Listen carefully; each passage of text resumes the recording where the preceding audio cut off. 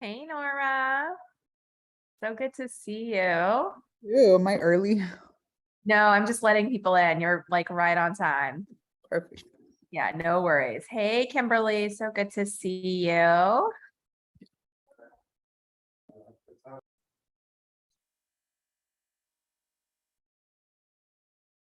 Lucy and Amy. So good to see you both. I'll tell you now, I have to leave in an hour. So if you're not done yet, I have to jump up. No worries. I'm happy to have you here. So good to see you, Monica, and Jared and Amy.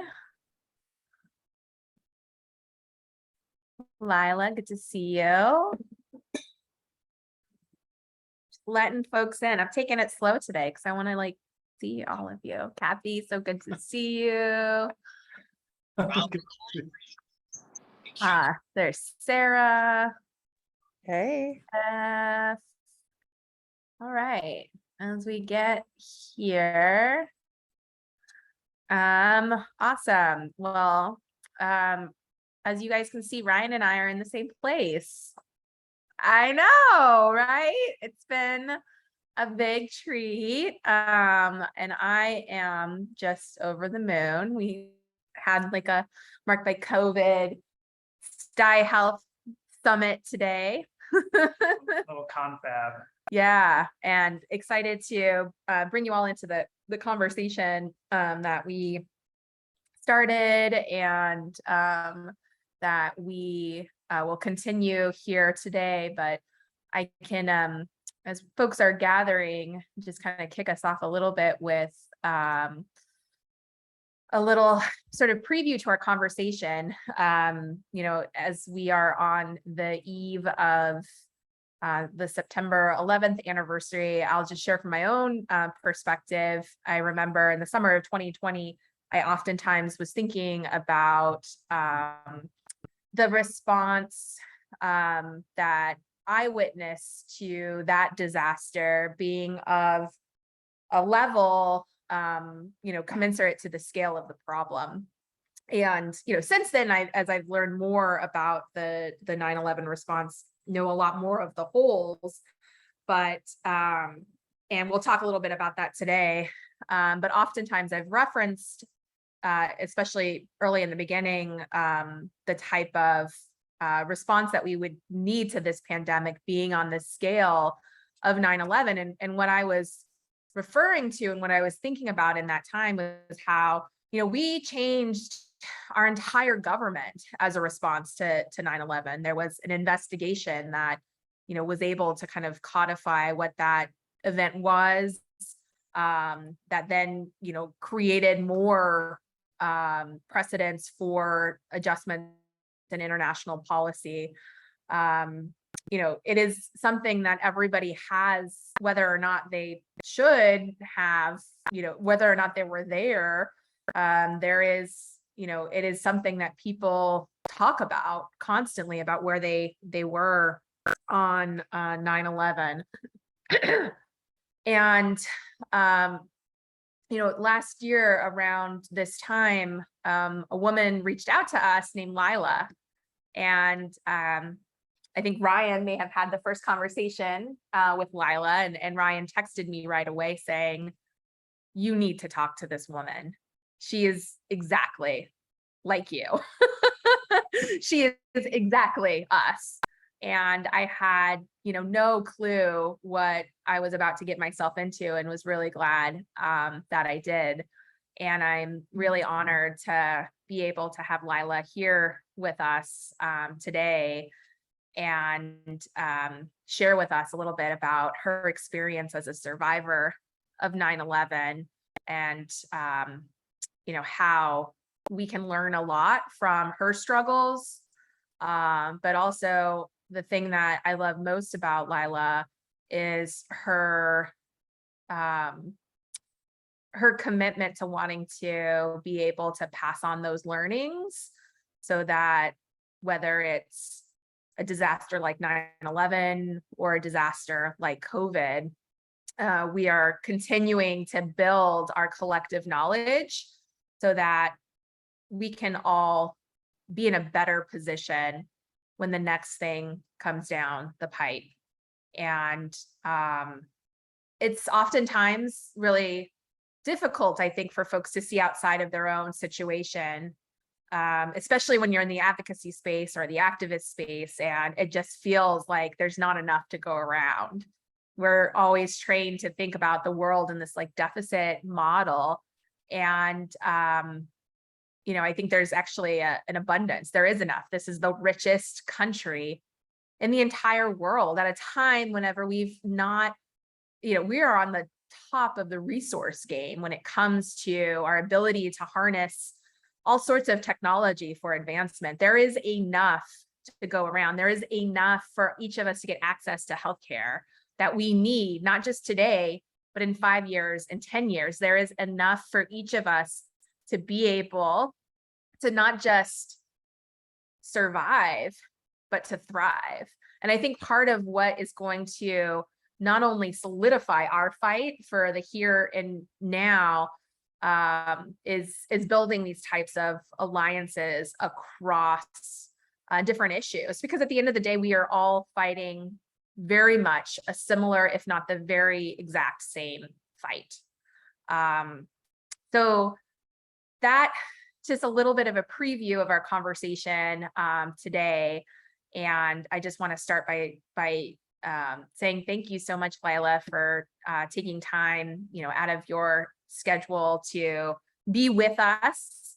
And I'm hopeful that this can be a conversation, not just between me and Lila, but between all of us to learn about her experience and some of the lessons learned to be able to continue to sort of build our advocacy and activism chops. So I think with that, I just want to folks just, you know, feel free to drop in the chat just where you're calling in from, the breadth and depth of just how broad we are, where we spotlight, because that way we can sort of like, you know, be on a little kind of like panel together. How's that for action? But yeah, I do want to open this up. Come on, there we go. Open this up to the two of us. And just, you know, yeah, Phoenix, Cleveland in the house. I love it. So Lila Nordstrom was a high school student whenever 9/11 happened. She was within a couple of blocks of the Twin Towers. She saw the second plane go into the North Tower, and she has written a book about her experience, but her experience is not just about that day. It's about the decades of advocacy work that she has taken on behalf of her community of students and other folks who were in the downtown area to ensure that policy, health policy didn't cut out these individuals. And, you know, in the years and months and now decades since 9/11 has happened, there's been a whole slew of chronic illness that has plagued people who were in the vicinity when 9/11 happened. The thing that's particularly nefarious about Lila's situation was that she didn't have to be there, but the city and others required them to report back to school less than a month after the attacks, whenever there was still a fire burning at the Twin Towers, whenever there was still visible gunk in the air. And the EPA lied about the air quality, there's just not a lot of data. And it was very much a clear push from a PR perspective to really kind of position that it was okay. And I have been reading, I've read Lila's book over the course of the last week to kind of get a sense of just where she was coming from. And I cannot stress enough how many times I was reading Lila's words thinking, this is our fight. This is our same fight that we're having right now, where innocent people or where folks across the country are being given, force-fed this lie that we're okay. It's okay to go back to school. It's okay to go back into work. We've beat this virus. Oh, it's okay. US has beat the war on terror. We're going to be fine. This very similar, eerie, and quite insidious and disgusting leverage of people that has long-term health consequences for all of us. And so, Lila comes into this space kind of growing up into advocacy for herself and for her larger community, and has had great success. But one thing I think in the book, there's lots of things to learn in it that really sort of I think serve as sort of a roadmap as we think about our own challenges.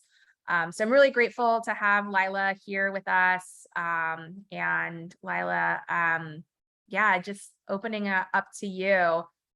I'm curious to just start this off with, why did you reach out to Marked by COVID to say, hey, be friends with me? Because, Thank you like, for asking that critical question. yes. I think I was watching the beginning of the COVID crisis evolve and watching identical language getting used to justify putting people into harmful situations at times where we weren't really sure that it was safe. Like from the very beginning, I heard the same language that I had heard justify my return back to Stuyvesant on October 9th of 2001, getting used to talk about why it was so important that kids return back to schools immediately. I heard a lot of kind of early denialism around who was and wasn't affected by COVID. And knowing from my own situation, knowing that after we got back to school after 9/11, we were told that all of our minor health issues would go away. There were, everyone suddenly had nosebleeds and headaches, and we were told those things would go away and that was no big deal. And I just recognized the same tenor in the conversation that was happening as soon as the COVID crisis started to emerge. And I had been thinking a lot about, I'd been growing a little frustrated with the way that 9/11 is sort of commemorated and portrayed in the kind of national conversation. I think in New York City, it's a little bit different because everyone here knows somebody who had a direct impact from the attacks, whether that was on the day itself or in the months-long cleanup process where many of us ended up getting sick. And so I'd been getting a little frustrated by the idea that, that 9/11 was over, because for many of us, it was not really over, that B, it was primarily about this one act of violence as opposed to a moment of government negligence that ended up having much longer term consequences for many of the rest of us. And I felt like I wanted to both do something about that and also make sure that these references I was hearing to the exact same poorly thought out arguments early in the COVID crisis were not allowed to just kind of get repeated without anyone noticing. And so I'd been looking at COVID organizations that I was sort of seeing, whether they, there were some long COVID groups that I got referred to because I had a friend who got long COVID very early in the crisis. And I was sort of looking at how a lot of these groups were framing their response and were kind of thinking about their response. And I reached out to you guys because I had been following you on Twitter, and I thought that, it seemed like the way that you were kind of thinking about sort of both your kind of immediate concerns, which, I know you've been talking a lot about commemoration and things like that, but also sort of broadly, like what a broader response to this should look like kind of resonated with me. And so I felt kind of obligated to to pay forward what I have learned over the years. And also, you know, I wanted to make sure that I was able to kind of direct my own advocacy work in a way that was a little bit more forward facing than just continually talking about this one subset of this one disaster population.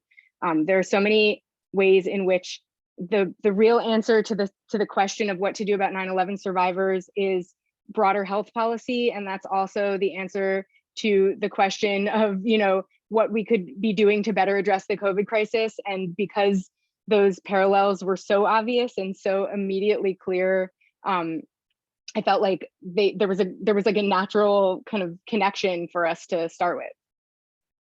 That's awesome. Well, I'm glad that you did. And I'm so grateful to, you know, the connection thus far. And I'm excited for more rabble rousing Yes. as time goes on. So, you know, Lila over the years has done a lot of different activism. She's, you know, been to DC. She's worked on major pieces of legislation. She has also been sort of the steward to this community of survivors, many of whom, at least it seems through the book, and from some of our conversations, didn't necessarily think of themselves as worthy and I'm as I was reading through the book, it was kind of striking me about how the similarities there, in particular with people who may have long COVID, felt just very spot on. And I was just wondering if you could comment a little bit about this, you know, how you've approached your work, what you thought, seeing where we're at now and knowing what your experience has been, just some of the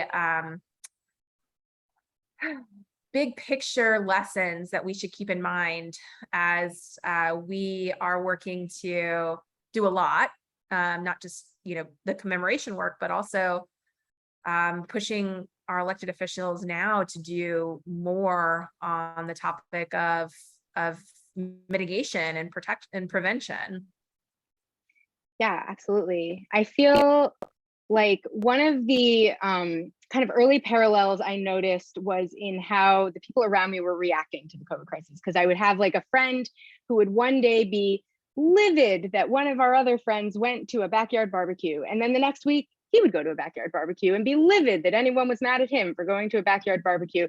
And this sort of cognitive dissonance that we had to live with, that was entirely fear derived, was so familiar to me because it was very similar to how absolutely positive people were after 9/11 that it was or wasn't safe for us to be downtown. And so I think there was, after that point, after people had sort of settled into their certainties, many of them having to protect themselves, feel certain that it was safe, there was sort of a second layer of guilt about even coming forward as somebody who maybe now is realizing it wasn't safe, because this is supposed to be an issue that's about heroes. It's supposed to be an issue that's about first responders.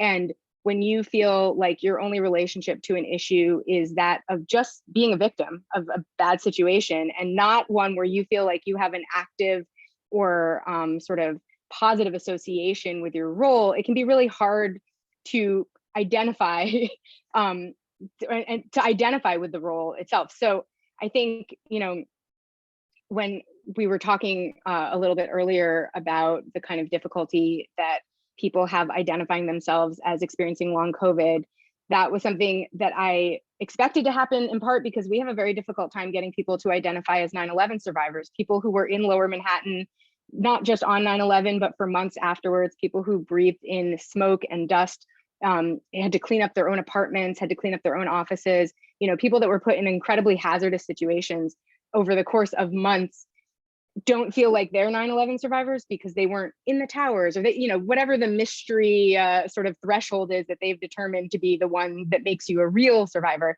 They haven't met that threshold. And that can be like it's a big hindrance to policy work, because it makes it really hard to get people to come forward.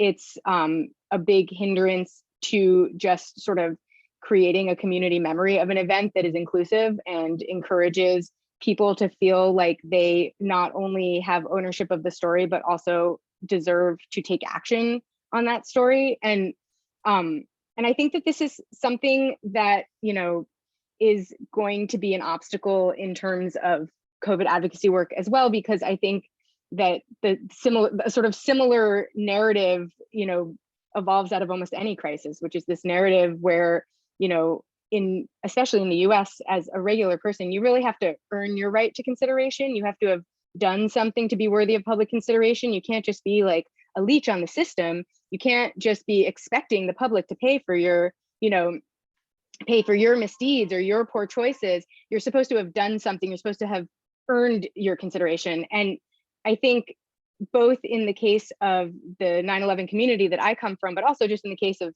being an American in the time of COVID, that isn't really accessible to most of us, and it shouldn't be a qualification for having public consideration. That's not, you know, that's not, I don't think, good public health practice, but it's also just sort of not a way. We don't need to agree to those rules. And so I think to me, it's, you know, a lot of my work today is really focused around getting people to accept that they are a part of this community that they maybe don't want to admit that they're a part of.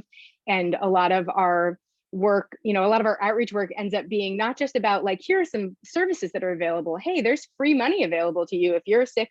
You know, if you're sick and you were downtown after 9/11, it's like there's like literally free money that you just have to be sick to get. You don't have to do anything or, you know, have any sort of special qualification for. You just have to have been a sick person downtown.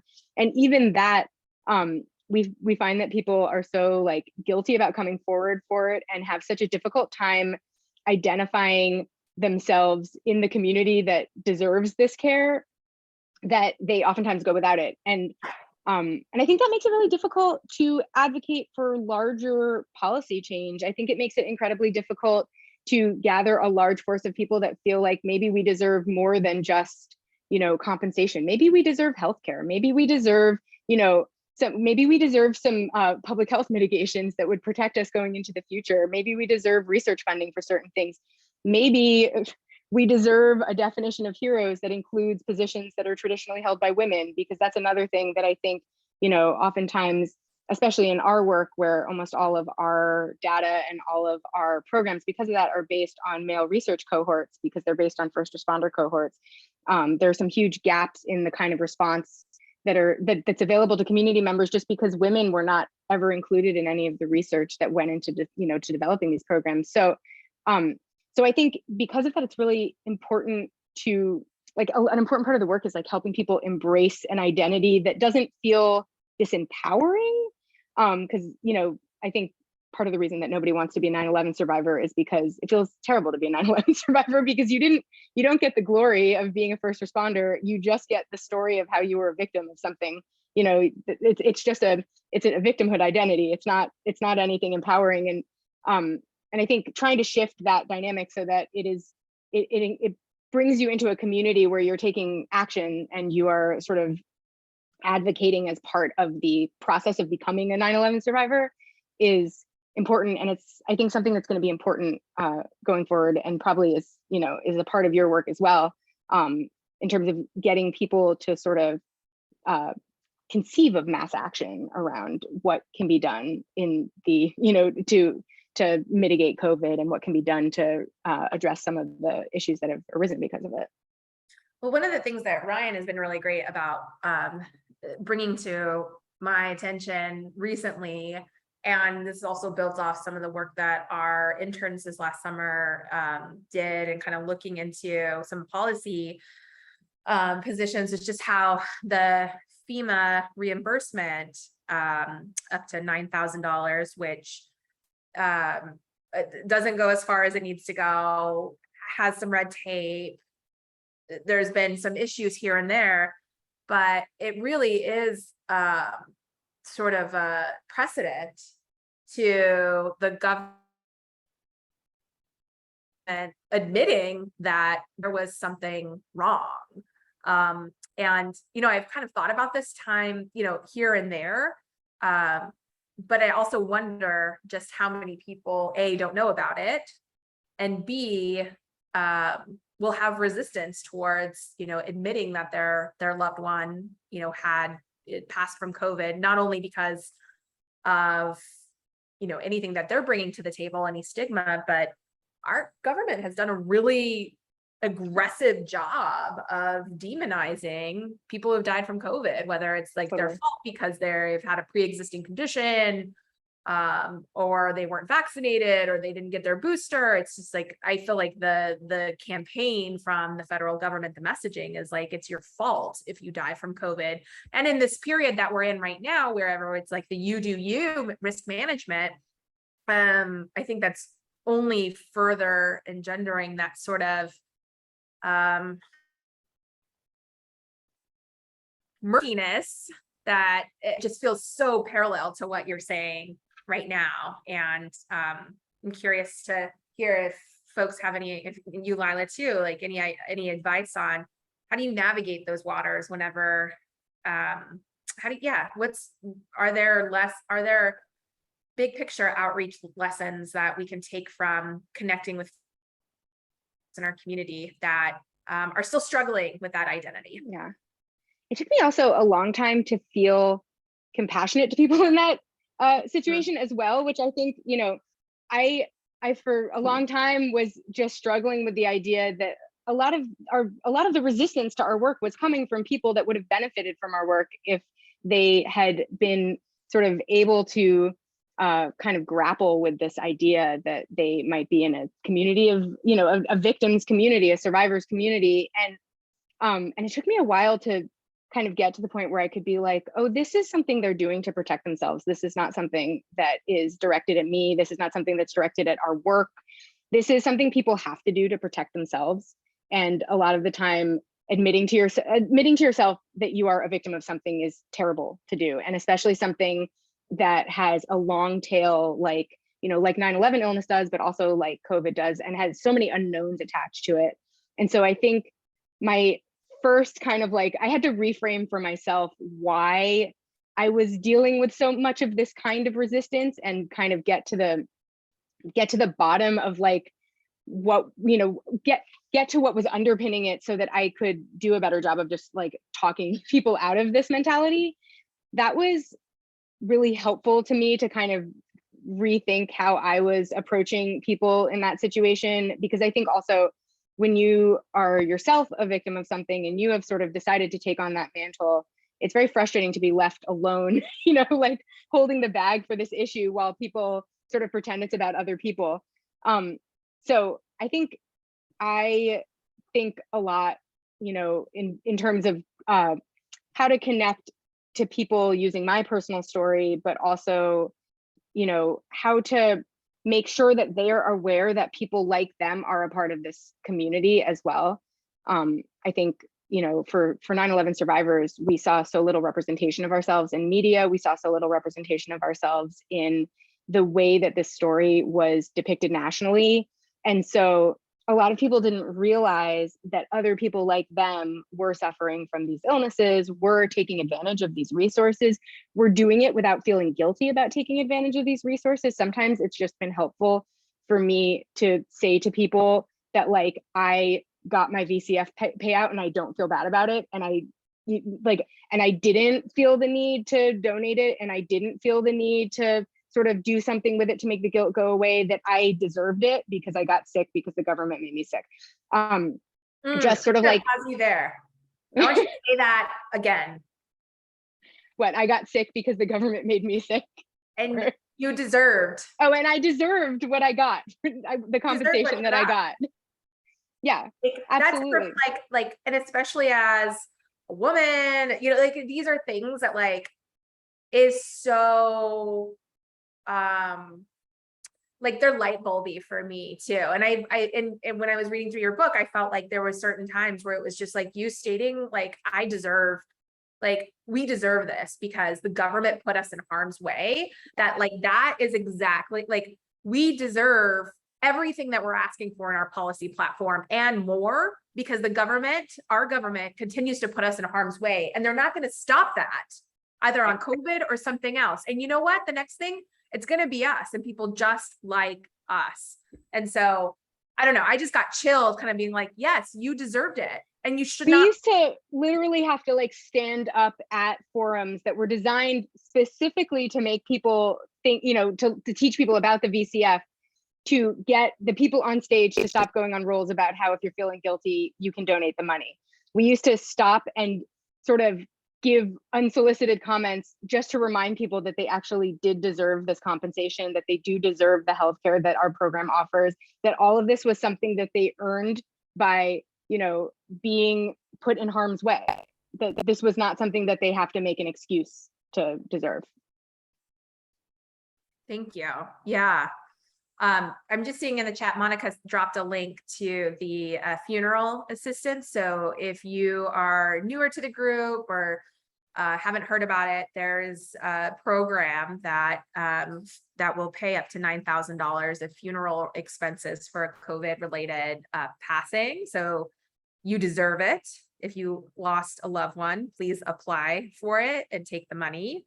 If you don't need the money or don't want the money or want the money to go to something else, you can donate the money to Marked by COVID, but you should definitely just first and foremost take the money. Because one thing that I think about in this case is like, and this goes back to some of the like preliminary thinking when we were developing the policy platform, kind of two things that were really top of mind for me. One was we have to codify the unvarnished truth of what happened and why, so that we never forget, but that we can actually respond to the enormity of the issue. So that kind of, you know, feeds a lot into our commemoration work and memorial work.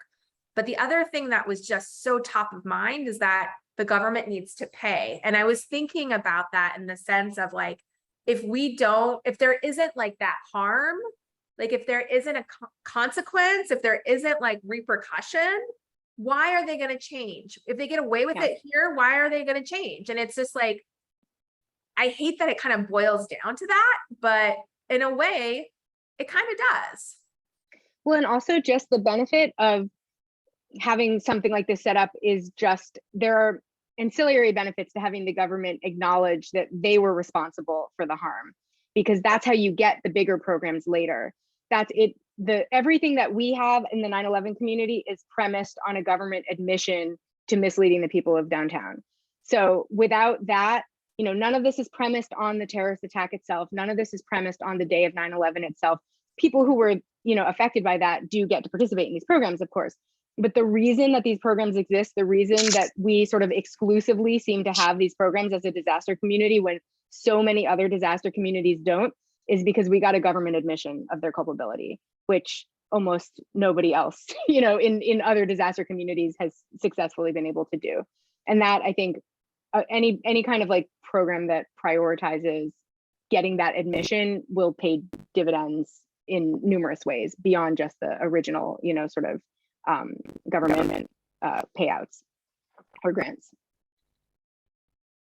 So I want to follow up on that point and ask, I'm wondering if you can reflect on, because obviously you and the movement that you're a part of has been really successful in a lot of ways in getting the creation of this program.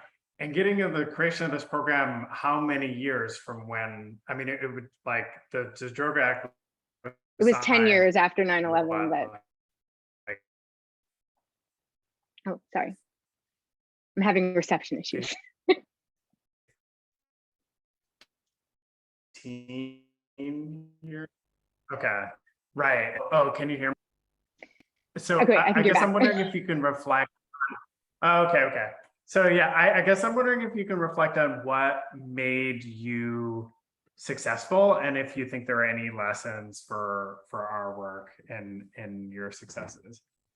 Yeah, I think a lot of what made the 9/11 community successful was this sort of imagery of men in uniform coming to Washington because they were sick. And I don't think that's something that every advocacy community has access to. And I also recognize that there's an extent to which the 9/11 survivor community, the kind of civilian community that was affected, was able to kind of ride the coattails of this like hero rhetoric in order to get, to get our foot in the door. And our big challenge was really to make sure that we got included in the programs that were already being discussed, as opposed to having to create them out of thin air. I think we would have had a really difficult time getting any of this done without that kind of imagery and story.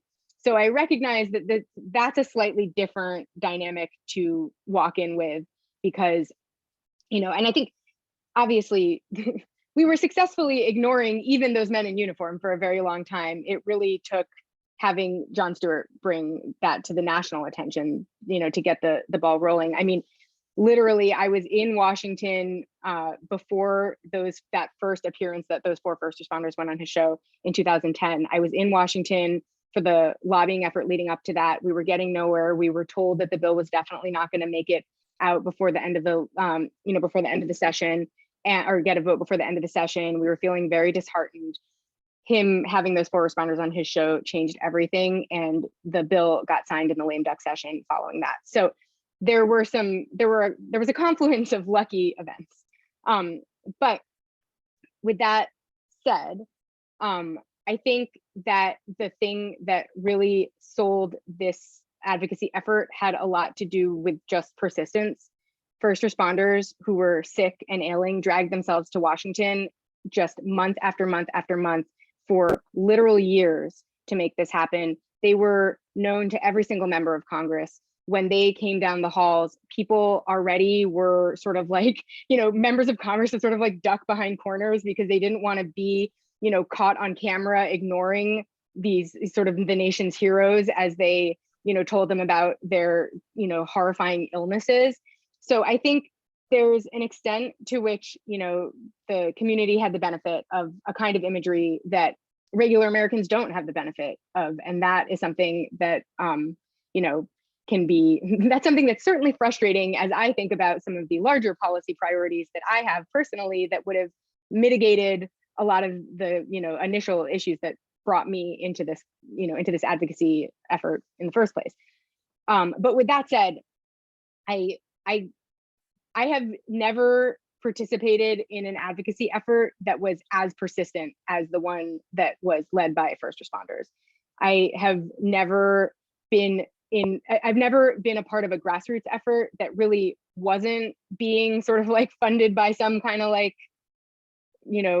Koch brother-esque like big, I've not been involved in Koch brother efforts, but you know what I mean? Like some kind of like big money somewhere, something like, usually that kind of persistence is bought.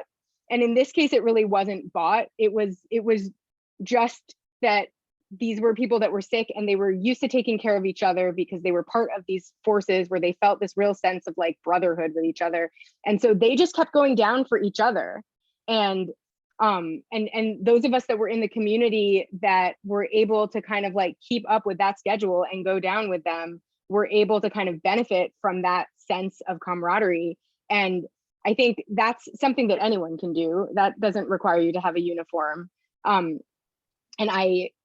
I've never actually seen any kind of advocacy effort that has harnessed it as effectively as they have, except for maybe the advocates that were working on burn pits, which was the same people. So that is why. But their persistence is really, really impressive, and their knack for theater also very impressive, because they did not shy away from creating the kinds of really embarrassing visuals for politicians that force action.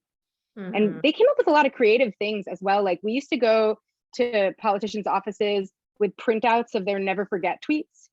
And so when they would tell us they were too busy to meet with us, or that they, had, that thanks for our service, but blah, blah, blah, or whatever it was, they would get presented with their own tweet about never forgetting on camera in front of everyone, and be asked why they're so, why they suddenly were so keen to forget. Like there were a lot of great moments of political theater that the responders thought of that I don't know that I would have had the gall to think of myself, but were incredibly effective and created really effective imagery, which was, I think, a really important part of the success of that effort. And I think about your note about persistence also reminds me a bit of the comment that Lucy had, I think it was last week or the week before about in the HIV AIDS fight, part of what helped him act up was there's just time. And, you know, in our COVID Memorial Day work and sort of some of the other works, I have come to continually reappreciate the value of being the squeaky wheel. Yeah. And you know, not feeling bad about that. And I think in particular, I'll go back to, you know, being a woman, you know, we're part of the thing that we're trained as women is to like not take up space, to you know, wait our turn, to not speak until spoken to. I mean, I could probably go on and on and on. And this is like completely contrary. It's like being there, sharing your story and asking for what you want. It's like talking religion. It's like talking politics. It's like asking Right. for money. It's like all the things that you're not supposed to do that like is kind of the secret sauce here. Well, and I think I had the benefit of having, I think the greatest gift that was ever given to me as an advocate is that my mother used to introduce me to politicians by their first names when we saw them on street corners. So I was always introduced to them as if they were friends of hers, even though they did know who she was because she was annoying them. But you know, we would be like in front of a grocery store or whatever, and she would be like, Scott, this is my daughter, Lila. Lila, this is Scott. He's the Manhattan Borough president or whatever it was. Like every time that we encountered a politician, we approached them like they were familiar. And because of that, I was always really comfortable approaching politicians myself until I started doing this work. I had not realized how few of my friends even knew that you could go visit your representatives, even knew what their access to political power was. That was something that I had taken for granted my whole life. My mother used to take me down to Washington, and when we were there, we would just go visit various representatives and tell them our thoughts about various matters, because that was just a thing she liked to do when she was on the Hill. And so I had this kind of comfort and knowledge on the Hill that allowed me to make some of those early inroads with political offices and allowed me to get connected to a lot of the larger 9/11 advocacy community, and also allowed me to find mentorship in places, you know, in certain political offices on the Hill that helped me kind of get to other people. And all of that was literally just owed to my mother being a squeaky wheel in the community. And the reason that she needed to do that is because she's 4'7", and that's what you have to do to be heard when you're 4'7". So I think I just had like the benefit of, you know, being taught from a young age that I didn't have to follow those rules when it came to politics. And I wish I'd been taught that I didn't have to follow them at all, ever, because I think my whole life would be easier if that was the case.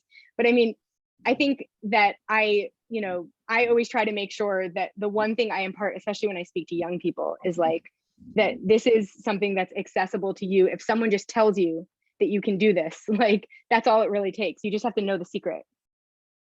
And I, you know, this just thinks back to this space that we're in right now. And, you know, most of our advocacy trainings that we've had, I always start off with, you know, this kind of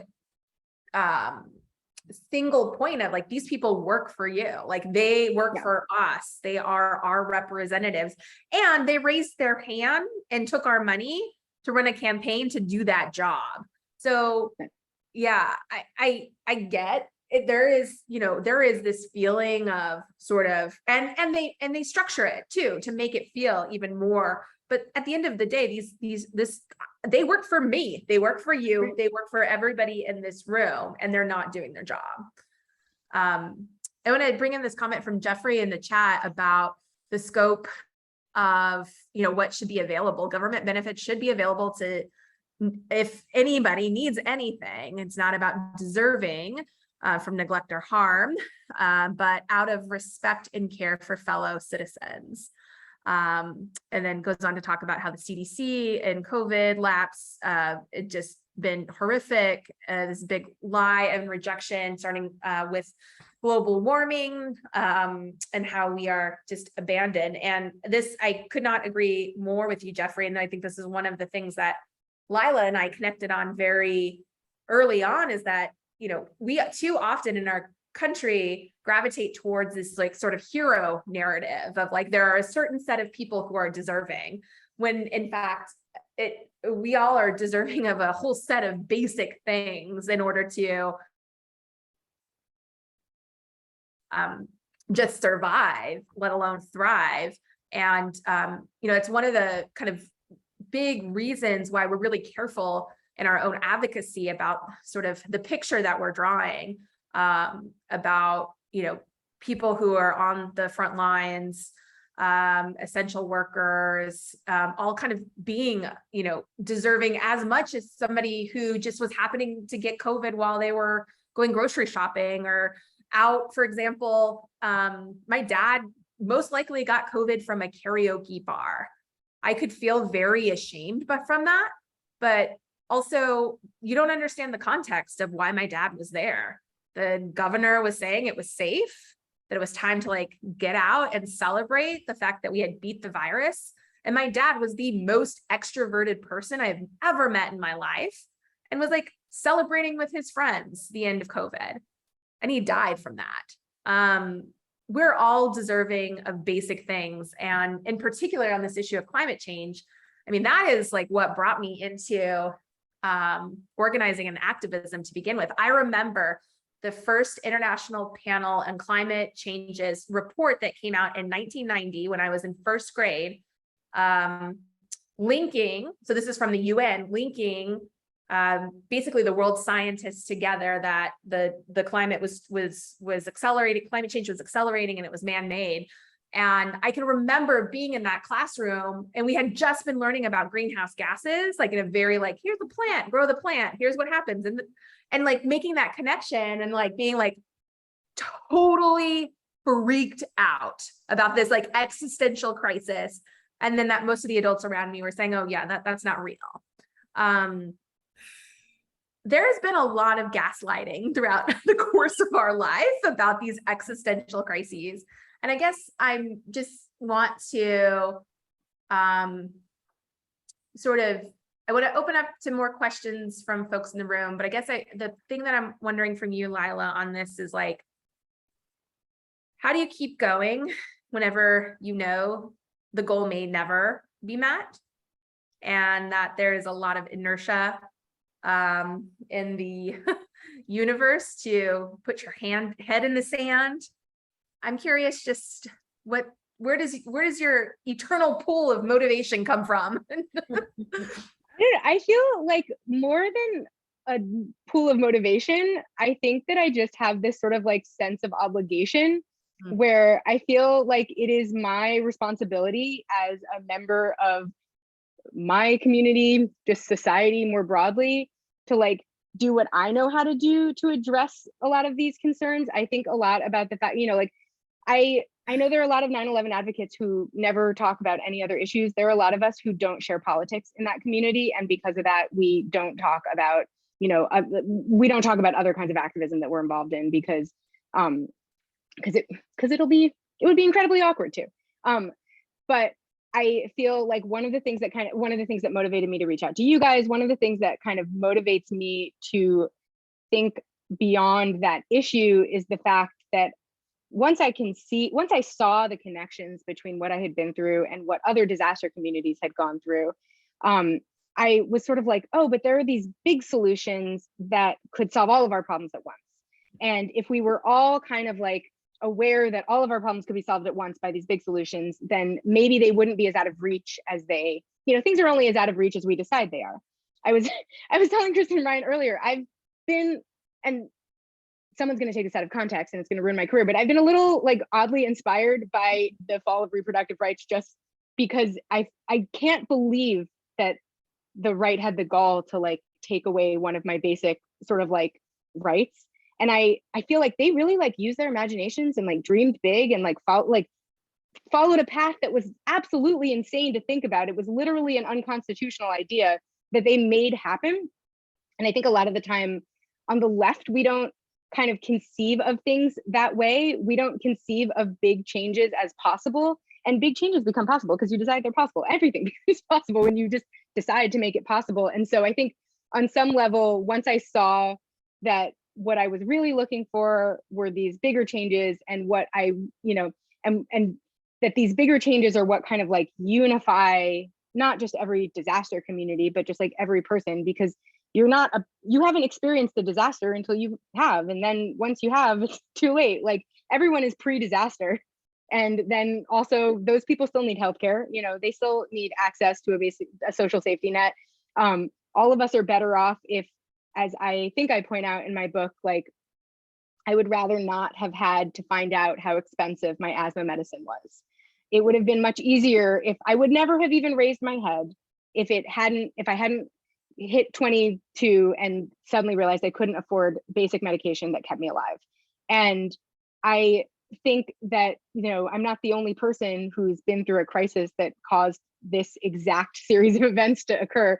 If you're somebody who lives in, if you're somebody who's suffering from not just some sort of climate change related concern, but also some sort of, like if you live in a community that's been polluted by some sort of corporate endeavor, if you are a kid who, had a mass shooting at your school, like if you are any of the people who, could become part of a disaster community, then you also need on day one of your disaster to have access to the things that I needed on day one of my disaster. I needed access to asthma medicine on day one of the post 9/11 period. And then, there was a period where suddenly I didn't have access to it anymore. Like I'm not the only person who's ever been in that situation. So I think the idea that like collectively there are these bigger solutions that I know maybe or not, maybe they won't happen in my lifetime, maybe they're not feasible at this exact moment, but I can't imagine that they're not feasible, because anything is feasible because we made all of it up.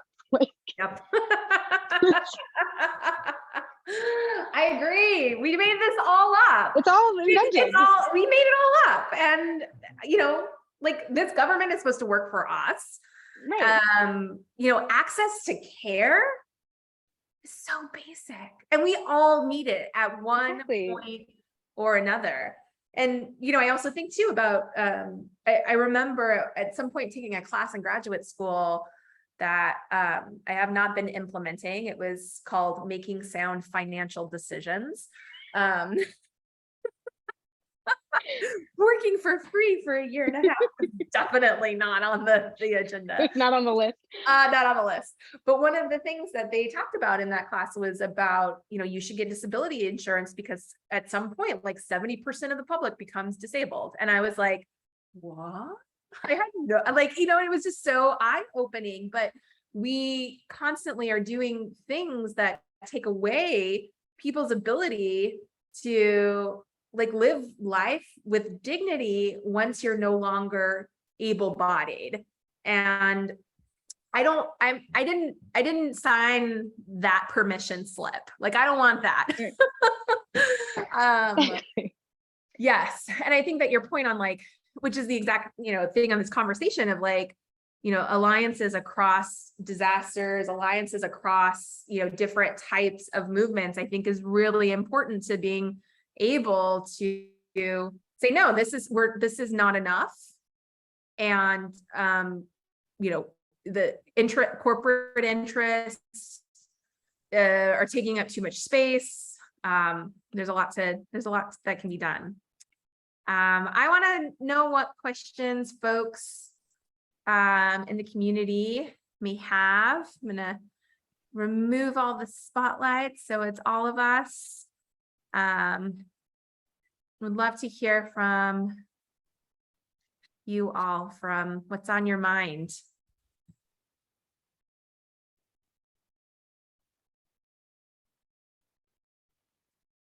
My internet's a little choppy, so I turned my camera off.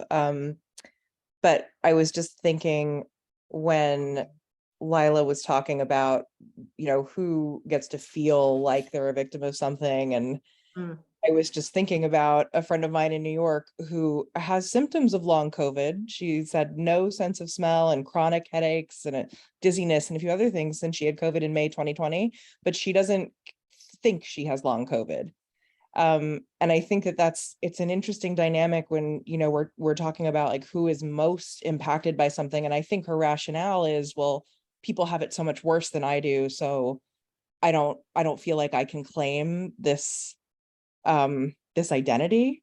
And so I just thought it was a really interesting way of framing that and thinking about that, about like everyone deserves to be treated with care, right? And to not be lied to. And yeah, so thanks for that. Not really a question, but just a comment. This exact thing happened to me also, where I got COVID and had chronic headaches and kept pointing it out to people, and they would be like, I'm so lucky that I didn't have anything like that when I had COVID. I just had, months of stomach aches, and like they would list like 1,000 terrible conditions that they'd been suffering from, to be like, but I'm so glad that I don't have long COVID. And I feel like I have felt this like obligation to be like, well, I think we can just both decide that we do. Like, I think it's okay if we just decide that we do. If we're both sick in an ongoing way from this thing, then I think it's better if we just admit that, so that that is something that other people understand is okay to admit. Because I'm so used to people coming to me and saying, I'm so lucky I don't have any 9/11 related health conditions. Of course, I had terrible asthma for months after the attacks. And of course, since then I've had seven kinds of cancer, but they're not 9/11 related. Like, this is the exact same conversation that I've been having for like 20 years with people. And now I'm just like having it about COVID as well. And you think it comes from it comes ultimately from this like altruistic place, right? For some folks Totally. that just like don't want to take up too much space. But I think what ends up happening is that we then this is, not so much the folks in this room, but some folks that could be in this room, it bifurcates us. It sort of keeps us away from one another. And it's, I think, easy to continue to like downplay what your body or what your mind or what your soul is telling you. Like, we've been severely harmed in this pandemic. And one of the things I like so much about our work is that we not only, we make space for a whole slew of different harms, and that we center on the people we've lost. But then from there can be space for others. And I think that like in COVID in particular, the thing that I worry the most about is sort of painting over the fact that 1 million people have died, and that tens of millions of additional people are chronically ill or disabled, or quality of like health has just been in decline. And it makes me think about like part of our memorial work, which I know a bunch of you in the room are doing a lot on right now. And quick plug for next week, Eleanor and Jeanette are going to be talking about some of the great stuff that's happening in New Mexico. So plug for that on the memorial. But part of our memorial work is all about our stories. And like we were talking about this a little bit earlier, but I don't know if folks know this, but people from New York don't go to the 9/11 museum or the 9/11 memorial. And I'd love for you, because we're thinking a lot about commemoration right now, I'd love for you to share why with the greater group. I think the primary reason why is that our stories are not reflected there at all. The story of 9/11 that's understood nationally has nothing to do with how it was experienced locally here. It has been, and I think the museum itself, and just like the sort of way that we all think, talk about 9/11 itself, kind of encourages everyone to think like 9/11 happened to them personally. And obviously we were all living in a country together during a time of great stress, and this traumatic thing happened. But the fact that the kind of official narrative that the museum puts forward doesn't include space for the ongoing harm that resulted from 9/11. It doesn't include really any mention of the community outside of first responders. So they put up this tree outside of the museum called the Survivor Tree that is basically the only mention of non-responders in the entire museum, aside from this tiny sliver of an exhibit. And everything else in the museum is really disaster porn. It's like pieces of fire trucks and like, first responder helmets and like a coat. Like every time I've been in there with first responders, it's like they'll be, you know, one of them will be like, oh, that's my friend so and so's coat or whatever, and like they can really oftentimes find a connection to the exhibits, in part because it's like their personal effects that they're looking at. But when you're a member of the, you know, community outside of first responders who was also impacted, and I think one thing people don't know outside of New York City is that community is significantly larger than the first responder community. So even within the confines of what the kind of official federal definition of who counts as a 9/11 survivor is, there's about 100,000 first responders, and there's at least 300,000 survivors, community members, if not 400,000. Estimates vary, but it's at least 3 to 4 times the size as a community. And to see that that large of a community has no place in the official commemoration of the events, when, you know, it was members of our community that had to clean up the mess afterwards as well. People were left to clean up their homes without any guidance or without any assistance. People were left to clean up their offices. We were sort of told that it was our patriotic duty to go back down there and like reopen the economy. We really like were asked to sacrifice ourselves for, you know, a national feeling of normalcy and unity, and to not see anything about our experience reflected in the kind of official memory is incredibly frustrating. But it's why none of us want to go in there usually. Like that's I at this point I have done some education projects with the 9/11 museum's educators, and I am always like, I'm happy to help you guys out. I will not film inside of the museum. You can come to me. I'll look out at the fountains if you want. The fountains are beautiful, but I will not set foot inside of the museum. And I am not the only person who has said that to them, because they hear that a lot, it turns out. Nora. I just want to start off by thanking you so much for coming and sharing your story. And I absolutely resonate with what you just said. It's kind of like when they opened up, you know, California in 2021 and everything was, you know, like Kristen was saying, oh, you can go out, you know, we're over with this. It was the same thing with my dad. You know, he went out grocery shopping and, you know, he caught it and he passed away. And, you know, it was, for me, it's exactly what you just said. They just wanted to open the economy. You know, they opened everything up. April 15, 2021 was when they said you can be outside mask free. You don't have to wear your mask. And April 29th is when my dad passed away, you know, 2021. So, you know, those are the things that it's that message of like, just go out there. You're kind of, you know, we want to open the economy. So they're just thinking of themselves. So that really resonated with definitely with our stories here as well. So, but thank you so much for sharing your story.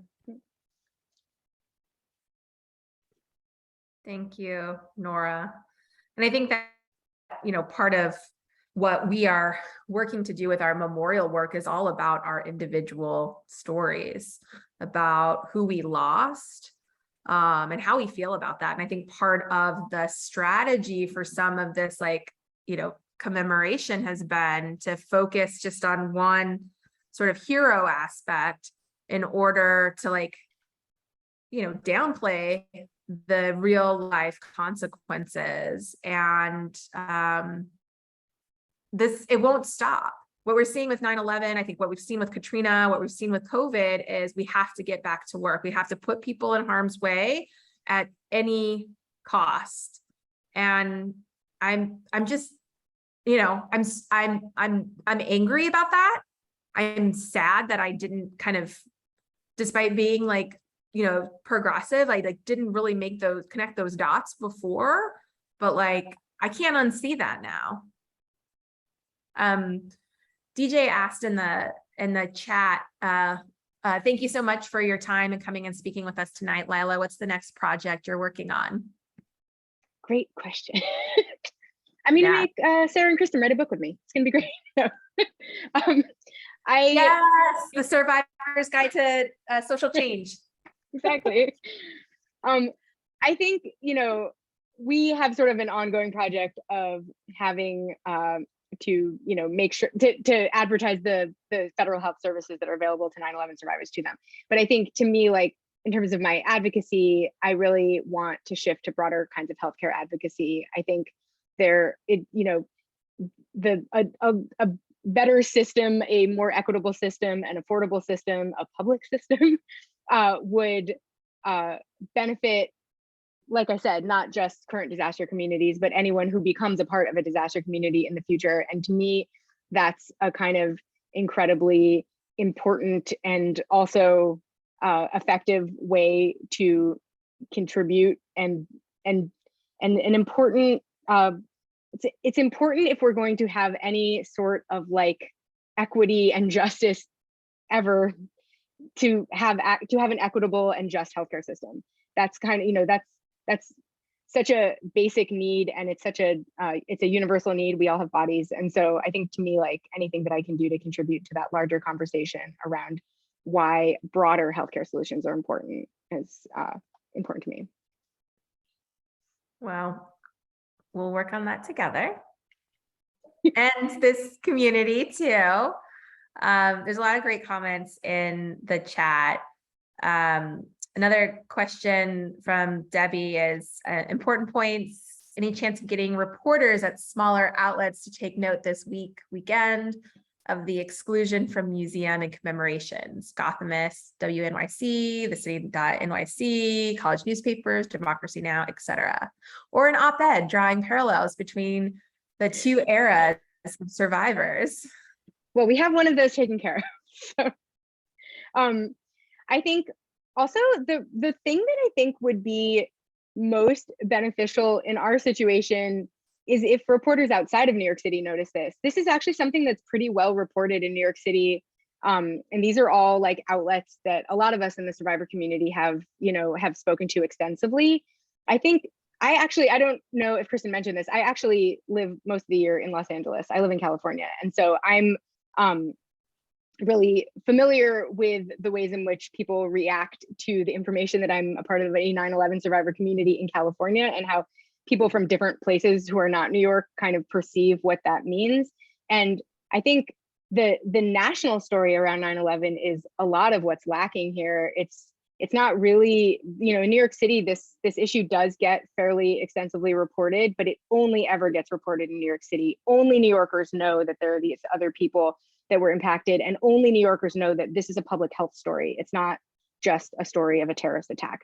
And I think it would be really helpful, if we are going to live in a country where we endlessly commemorate 9/11, if we could extend that conversation so that nationally people understand that there is more to that disaster than they realized, and that the piece that they didn't understand was a public health conversation. It's not a disaster response conversation. And on that second point, Sarah, who you all know, has been leading our shepherding our memorial work with you, and Lila worked together on an op-ed that's running this weekend on Sunday in the Washington Post. Do you two want to give a little bit of a preview of what you guys talk about? Yeah, well, kind of exactly what Debbie mentioned. We were sort of laughing as you said that, Debbie. You've had enough of drawing parallels between the two eras of survivors, because that's exactly what it does. Lila, do you want to say more? Sure. We talk about like wartime framings of these disasters as the point of comparison, because I think both in the case of 9/11, where obviously we learned of the 9/11 attacks as if they were an act of war, and then we went to war because of them, but also in the case of COVID, where a lot of the language that we have available to us to describe how we respond to disasters is war language. We talk about kind of how that language lends to the exclusion of survivor communities. So why language that prioritize, that naturally prioritizes kind of like a heroes and victims understanding of a disaster will kind of necessarily exclude a lot of the affected populations, and specifically people that don't have access to those hero narratives. So that's, I think, is that a good enough? Do you have anything you would add? Perfect. No, that's exactly it. Stay tuned. And we can send out an email to when it's out. Hope everybody likes it. Martha shares that after seeing so many documentaries about 9/11, I often wondered why more stories about survivors were not told. It would hurt the image of the United States. Thank you for sharing your story. Monica shares about her frustrations with COVID being over, not over, but being thought of as over, and sometimes just feels so much in the minority, small minority. And I totally appreciate you sharing that, Monica. And I think part of what I have found a lot of power and a lot of solaces in this community, like part of us coming and being together and bearing witness to the reality of our situation that we're still in, as well as our losses, whether that's a loved one, our health, a sense of security, and not bringing something to a loved one home that could, have a severe outcome, so on and so forth. I honestly believe there are more of us out there than we know of. And part of continuing to show up and bear witness to one another is, I think, for me at least, part of where I draw my well of hope on a weekly basis. Carrie shares that, thank you so much for talking, Lila. What you say about looking for big solutions is so powerful and inspiring. I wonder, did you or the folks you worked with have a sense of clear motive or reason behind the quote, "it's safe" gaslighting directed at you? Yeah, it's very much the same as what we're seeing with COVID. It was about the economy. Lower Manhattan is where Wall Street is based. And there was a lot of very palpable fear in the early days of the cleanup that, a shutdown downtown would negatively impact the entire nation's economy. And so there was a very clear kind of effort to market a return to work and a return to homes to the residents of Lower Manhattan. And in my case, so I think one of the things that was unique about my exposures was that I didn't live in Lower Manhattan, and neither did my classmates. We were going to a specialized high school where people from all over the city come. And so none of us needed to be down there. But it's also a really well-known high school in New York City. It's kind of like it's sort of like the top of this trio of gifted and talented programs, essentially. And because of that, it often makes really easy press. It makes good press. And so there was a sort of sense that if they sent us back downtown, that would really sell the idea that it was safe. They were sending their best and brightest back into Lower Manhattan. And we know this is the case because we were the only school that went back that early. So we know that it was not a universal decision.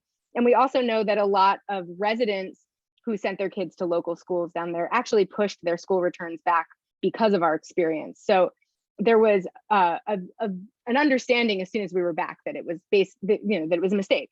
But at that point, they had sort of committed to this narrative. So it was very much about creating a sense that the economy is soldiering on and people are still going to work, and we're not going to let this attack take out our economy.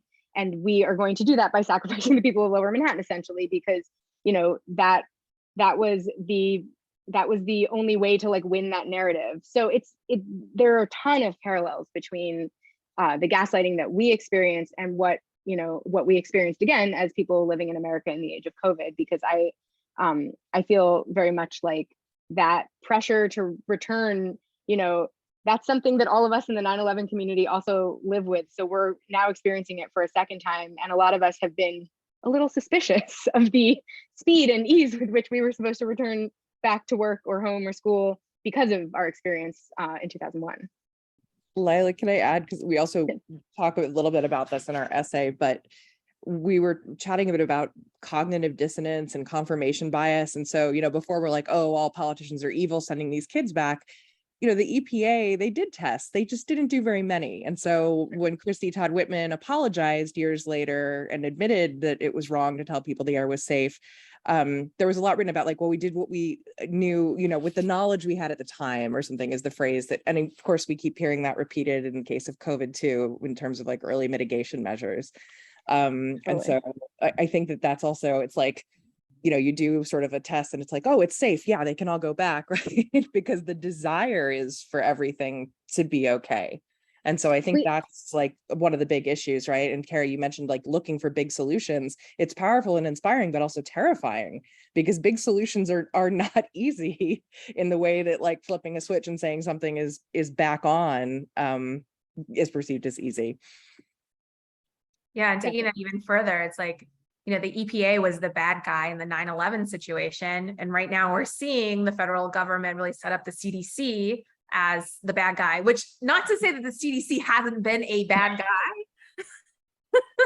And Rochelle Walensky hasn't been a bad guy, and others haven't been bad guys. It's this whole system. And I think that's part of the, you know, reason why our policy recommendation has been around, we need a commission to investigate the entire government's response so that we have those receipts at all different levels to be able to really, you know, get the sort of reforms that we need to keep all of us safer during a time of crisis. And, you know, I know that when disaster hits, not everyone is going to make it.